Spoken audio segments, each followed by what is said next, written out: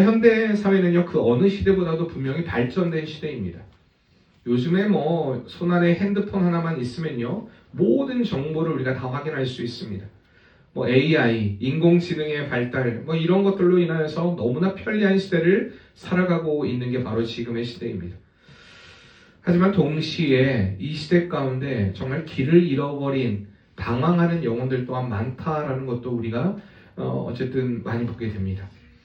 주변에 분명한 화려한 불빛 또한 넘쳐나는 정보들, 그런 것들이 너무나 많이 있지만 정작 마음의 공허함 그리고 어두움 가운데 거하는 이들은 점점 더 늘어난다는 사실입니다. 분명히 기술적으로는 발달이 되었어요. 그런데 영적으로는요, 가장 혼란스러운 시대가 바로 오늘 지금 우리가 살고 있는 이 시대입니다. 최첨단의 내비게이션이요, 우리가 물리적으로 어떤 길을 찾아가는지에 대해서 너무나 상세하게 도와줍니다. 그래서 어떤 이들은 이야기하죠. 인생에서 두 여자의 말을 잘 들으면 된다. 하나는 아내의 말이고 하나는 내비게이션의 말이다. 뭐 이런 말이 있을 정도로 어쨌든 내비게이션은 우리의 삶에 너무나 정확한 방향들을 알려줘요. 그런데 내비게이션이 아무리 발전됐다 할지라도 우리 인생길의 방향을 가르쳐주지는 못한다는 사실입니다. 성공만을 외치는 수많은 자기 개발서, 우리의 목표를 더 높이 설정하도록 우리를 부추기는 그런 일들이 계속해서 많아지고 있지만 정작 우리의 영적인 갈망은 채워주지 못한다는 사실입니다. 여러분들, 어떤 이들은요, 요즘에 AI하고 대화를 해요. 뭐 시리아 또는 뭐죠? 빅스비 뭐 그러면서 또 이야기를 해요. 대화를 합니다. 뭐 별 이야기를 다 해요.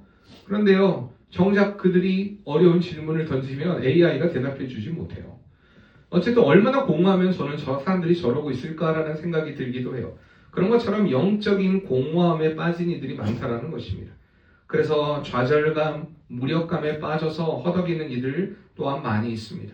내가 제대로 길을 가는 것은 맞는가? 이 길이 맞는가? 어떤 근원적인 질문 앞에 망설이는 이들도 많이 있다는 사실입니다. 우리가 이러한 영적인 혼란의 시대 가운데 과연 무엇을 붙잡아야 하는가? 우리는 어디서 우리 인생의 참된 나침반, 방향을 찾을 수 있는가? 바로 그 질문에 대한 답을 오늘 119편이 주고 있다는 것입니다. 오늘 우리에게 분명한 길을 제시합니다. 오늘 시편 기자는요, 흔들림 없이 우리에게 분명하게 또한 그가 고백하고 우리에게 알려주고 있다는 것입니다. 바로 오늘 105절 말씀의 주의 말씀은 내 발의 등이요 내 길의 빛이다. 우리에게 분명한 길을 제시해 주는데 하나님의 말씀이 등불이고 빛이다 라고 이렇게 제시해 주고 있다는 것입니다. 우리가 이것을 확신하게 될 때에 우리는요, 영적으로 방황하지 않게 됩니다. 방황의 자리에서 또한 다시 일어설 힘과 능력을 얻게 된다는 사실입니다.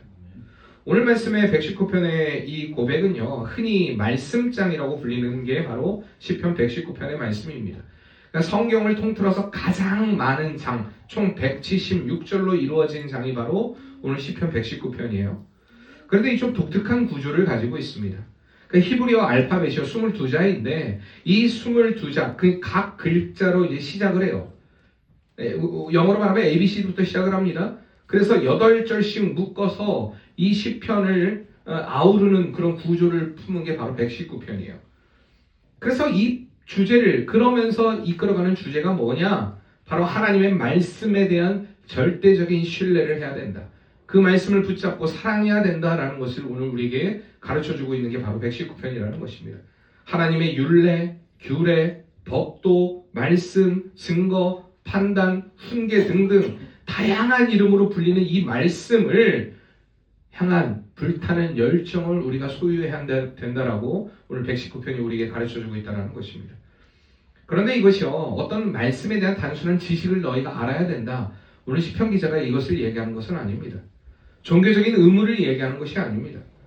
바로 우리의 존재의 이유, 삶의 기쁨의 이유, 고난 속에서의 위로, 무엇보다도 어두운 세상 가운데 우리가 살아갈 수 있는 유일한 길잡이가 하나님의 말씀이라는 것을 오늘 분명히 우리에게 제시해주고 있다는 것입니다.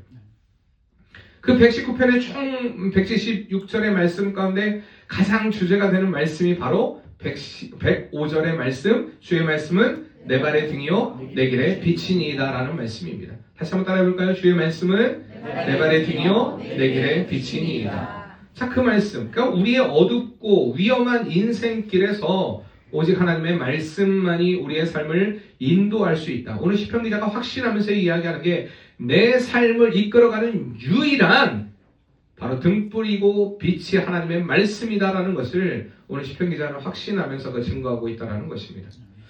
이 고대 근동에서요, 어두운 밤에 길을 걷는다는 건 굉장히 위험천만한 일이었습니다.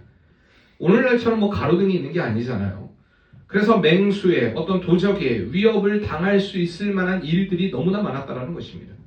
우리가 성경에 보면 사마리아 사람이 길을 가다가 어떤 사람이 길을 가다가 강도를 만난 사건에 대한 이야기를 하는 것도 이스라엘의 그 상황 가운데 길을 가다가 강도를 만나거나 어려움을 처할 수 있는 상황이 많다라는 걸 또한 단편적으로 보여주는 그런 말씀이기도 합니다.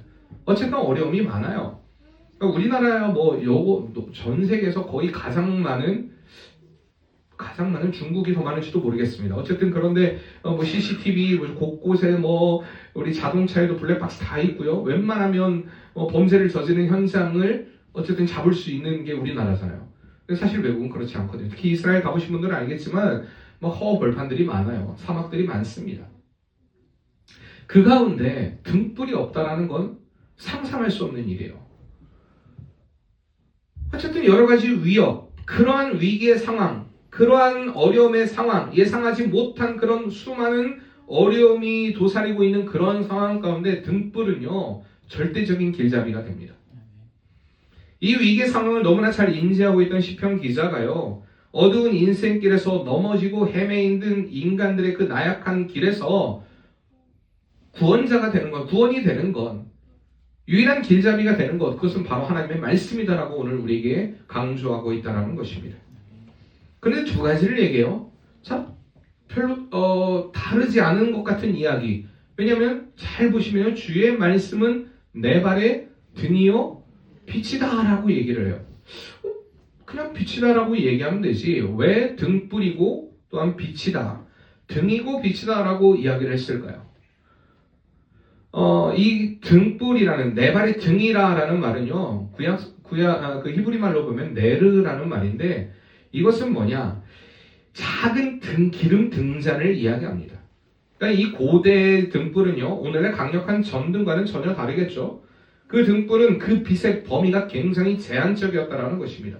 그러니까 흙으로 만든 등잔에 올리브 기름을 붓고 심지를 넣어 밝히는 등불, 그 등불은요, 겨우 한 걸음, 두 걸음 그 발만, 그러니까 자신의 주변만을 비칠 수 있는 그 정도의 불빛이었습니다. 이 작은 등불, 그러나 이 작은 등불은요, 길을 걸어가는 이들에게 있어서 굉장히 너무나 소중한 한 걸음 한 걸음을 내딛는데 너무나 중요한 빛이 되었습니다.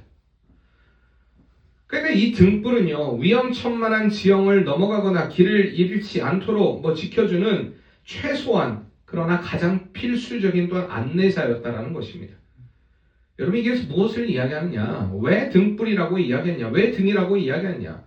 하나님의 말씀은요, 우리의 삶에 굉장히 구체적이고 즉각적인 응답을 준다라는 것을 지금 의미한다라는 것입니다. 그러니까 우리가 살아가는 매 순간순간의 삶 가운데 우리는 수많은 선택의 기로에 놓이게 됩니다.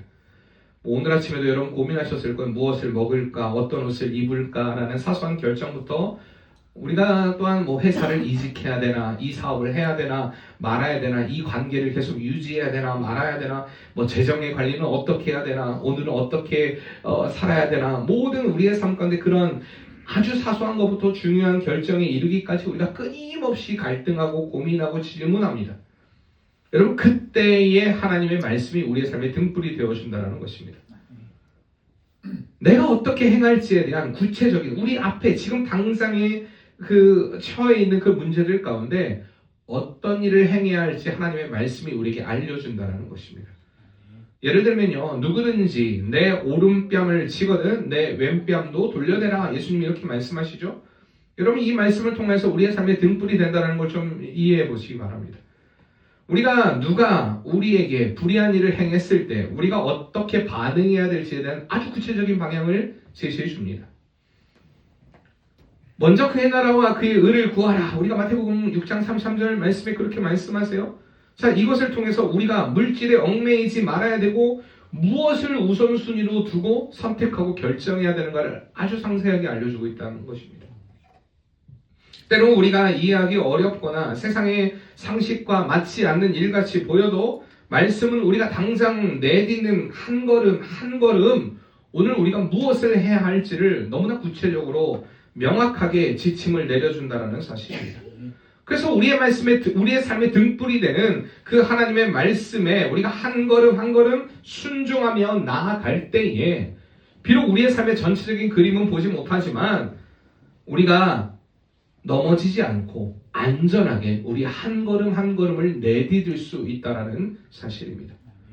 그래서 말씀은요, 우리가 한 걸음 한 걸음 내디딜 수 있게 우리의 모든 상황 가운데, 우리의 모든 일들 가운데 너무나 구체적으로 또한 상세하게 우리의 삶의 길을 알려주는 그런 능력이 된다는 것을 여러분 꼭 믿으시길 바랍니다.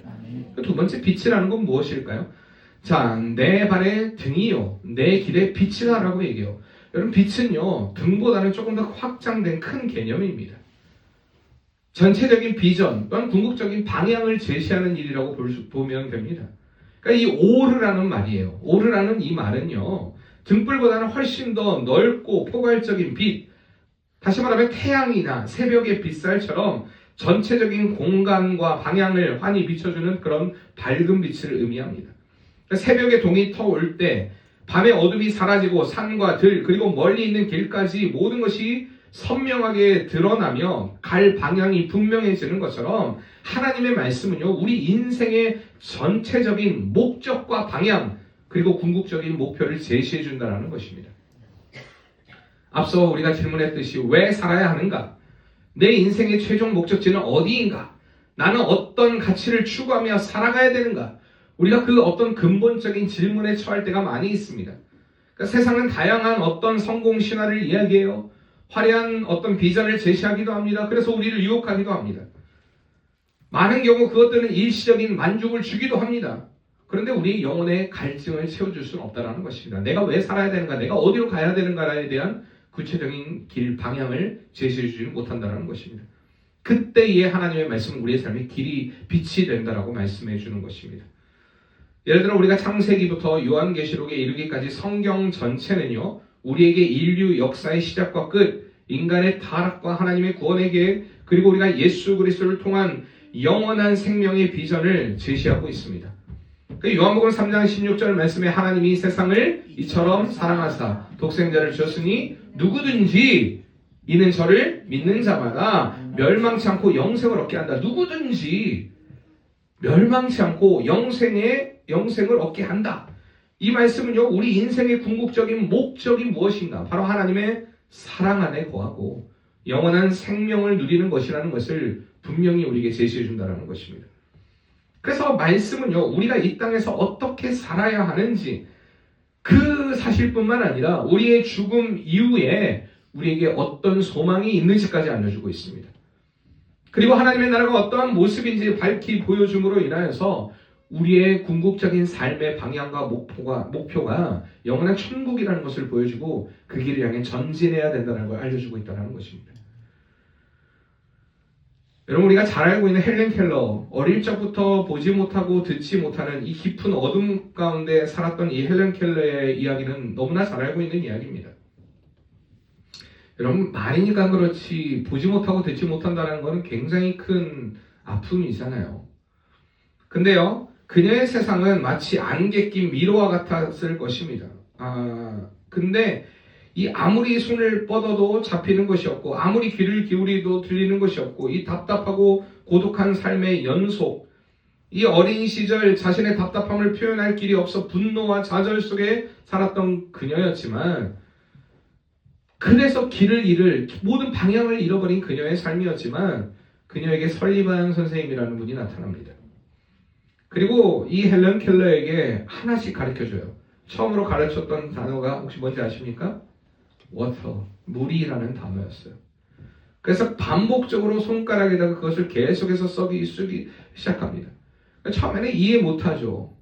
이게 뭐 하는 건가? 근데 끊임없는 반복을 통해 또한 인내를 통해 바로 그 설리반 선생님의 그 손짓이 물이라는 것을 그녀는 깨닫게 됩니다. 여러분 그 가운데 그녀는요 폭발적인 그 깨달음의 빛이 그녀에게 임하게 됩니다. 세상의 모든 사물이 이름을 가지고 있다는 것. 그때부터 그녀는 그것을 배우고 싶어 했어요.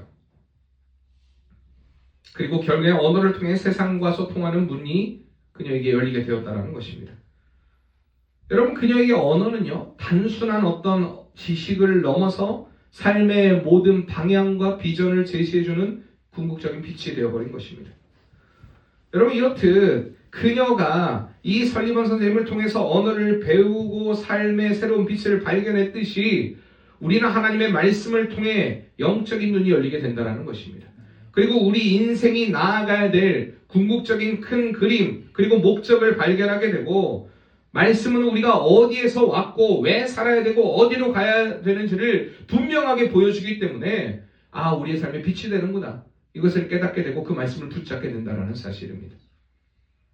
단순히 어떤 발 앞에 위험만 피하는 정도가 아니라 단순히 우리 앞에 어떤 문제들만 결정하는 그 일이 아니라 우리의 삶의 전체를 밝혀주는 거대한 등불과 같은 태양과 같은 역할을 하는 것이 바로 하나님의 말씀이다. 그래서 오늘 시편 기자가요. 주의 말씀은 내 발의 등이요 내 길의 빛이다 라고 이렇게 얘기하는 것입니다.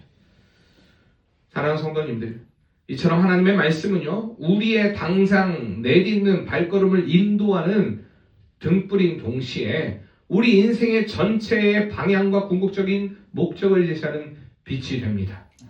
이 두 가지 역할을 조화롭게 이루어 갈 때 우리는 어떤 상황과 어떤 역경 속에서도 흔들리지 않는 담대한 믿음의 삶, 정말 주님이 예비하신 그 은혜의 길을 걸어가는 복된 성도의 삶이 된다는 것입니다. 그래서 우리 눈앞에 닥쳐있는 현실뿐만 아니라 저 멀리까지도 보이는 그런 소망까지도 함께 비춰주는 놀라운 은혜가 되는 것처럼 우리의 삶 가운데 등불이 되고 빛이 되는 우리가 하나님의 말씀을 붙잡을 때에 결코 흔들리지 않는 우리는 믿음의 여정을 걸어가게 되는 것입니다. 우리가 이번 주 금요일 날 같이 영화를 보러 갔잖아요. 신의 악단. 사실 영화 자체로만 본다면 그냥 제 객관적인 평가로는요 그렇게 잘 만든 영화는 아니었어요. 그런데 왜 감동이 됩니까? 일단 실화를 바탕이었고 우리 기독교인들에게 특별히 같이 찬양할 수 있는 그런 은혜의 기회가 되었다라는 거, 그리고 찬송의 힘이 얼마나 놀랍고 대단한가.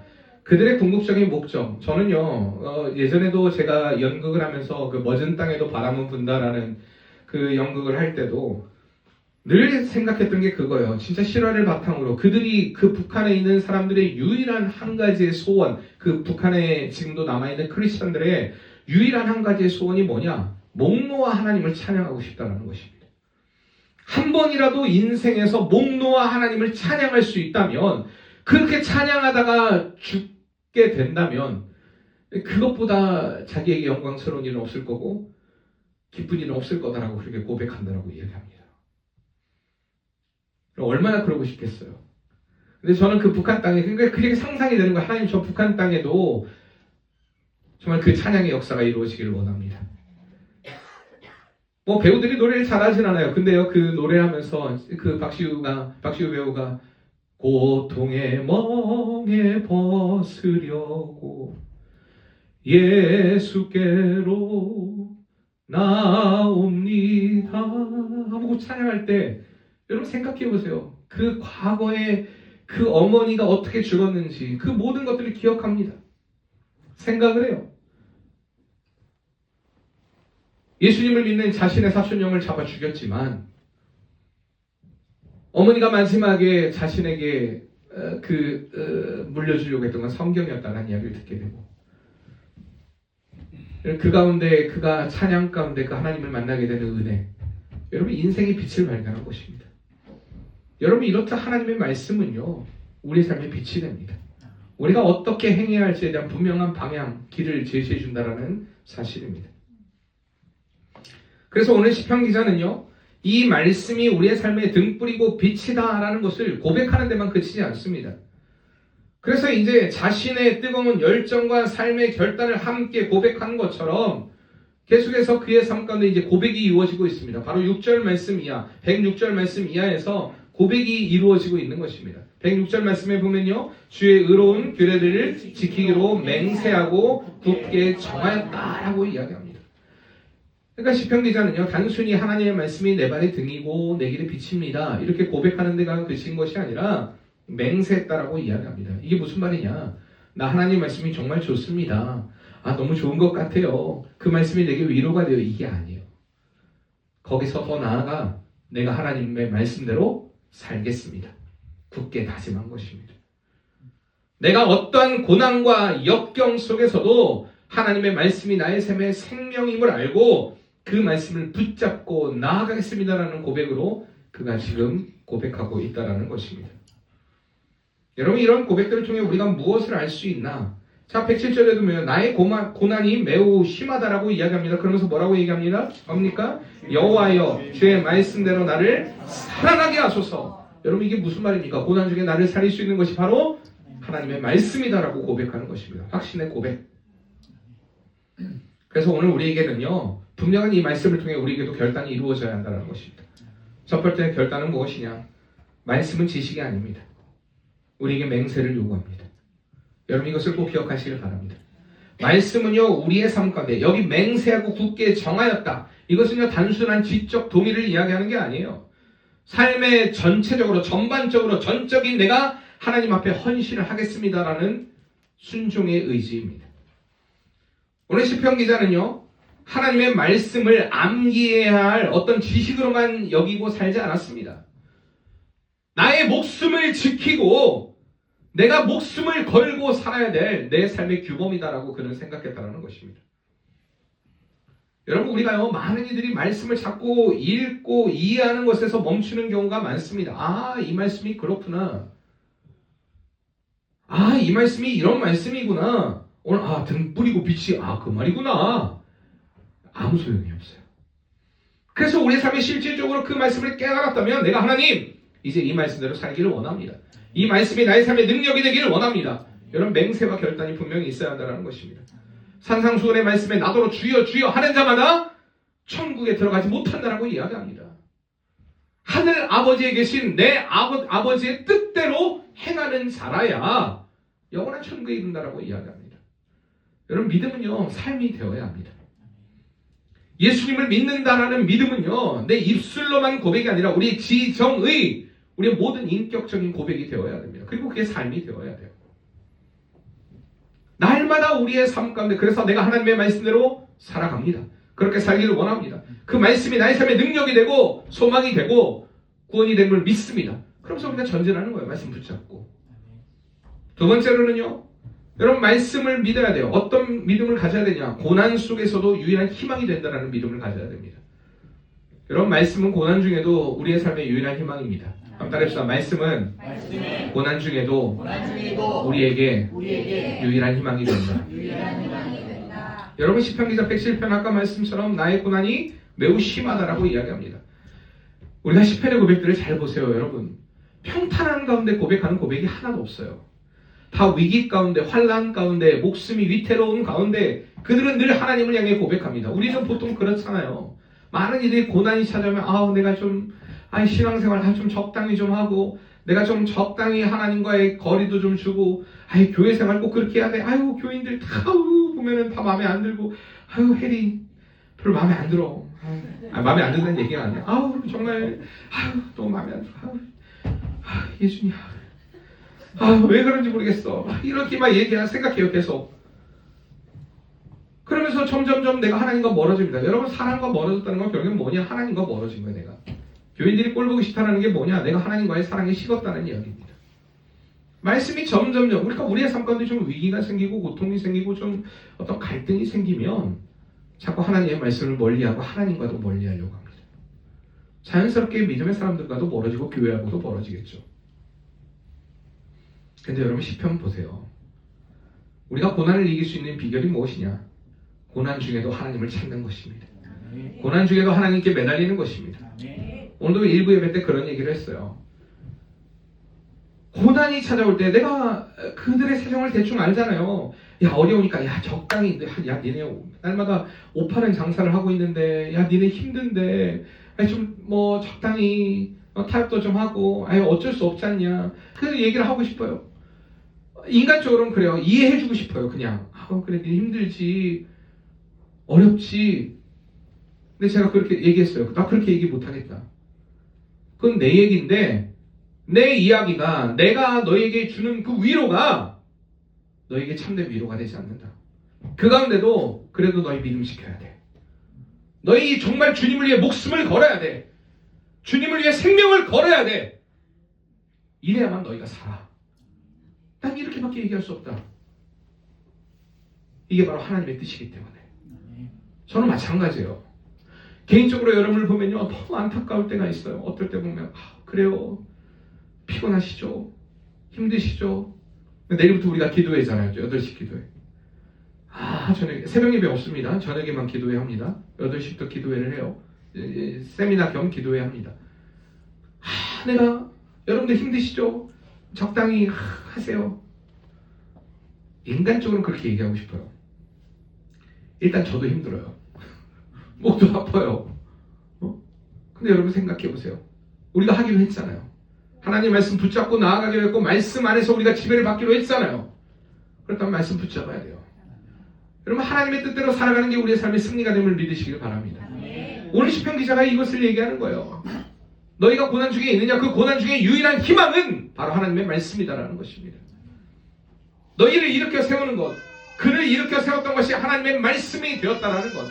왜 나에게 이 고난이 오는가? 정말 하나님은 살아계시는가? 라는 그런 의문이 꼬리에 꼬리를 물 때에 우리는 쉽게 말씀을 외면하거나 말씀과 멀리해버립니다.